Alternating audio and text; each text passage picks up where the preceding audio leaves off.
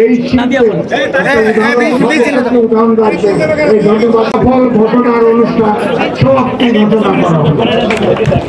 সাধারণ সম্পাদক নির্বাচিত করার জন্য আমি এর আগে দায়িত্ব পালন করেছি। আমি চেষ্টা করেছি সংগঠনের দিকনীতি বজায় রেখে সর্বোচ্চ কাজ করে যাওয়ার। আমি সেই সময় ঘোষণা করেছিলাম যে ঢাকা রিপোর্টার্স ইউনিটি হবে উন্নয়নের বছর। আমি চেষ্টা করেছিলাম, কিন্তু আপনারা জানেন নানা সীমাবদ্ধতায় আমরা ওই সময় অনেক কিছু করার ইচ্ছা থাকলেও করতে পারিনি।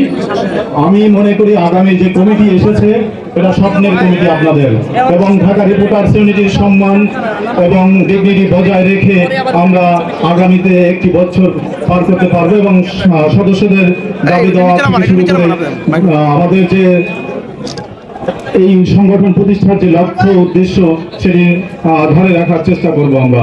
আমি মনে করি যে আগামী কমিটি, আমি গত বছর যে উন্নয়নগুলো করতে পারিনি সেই উন্নয়নের ধারাবাহিকতায় আগামী বছর হবে উন্নয়নের বছর।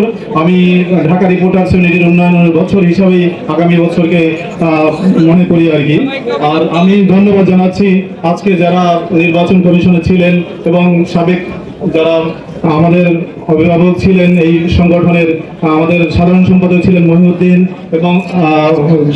ভাই এবং শফিউল আলী শুভ ভাই। আমি দুজনকেই কৃতজ্ঞতা প্রকাশ করছি, কারণ সুষ্ঠু একটি নির্বাচন এবং সারা বছর খুব ভালোভাবে তারা পার করেছেন। এর জন্য আমি আবারও কৃতজ্ঞতা প্রকাশ করছি সকল সদস্যদের কাছে যারা আমাকে দ্বিতীয়বারের মতো নির্বাচিত করেছেন। ধন্যবাদ সবাইকে। আশা রাখি সংগঠন আগামী দিনে আরো উজ্জ্বলতা, আরো ভালোভাবে এগিয়ে যাবে ইনশাআল্লাহ। ধন্যবাদ।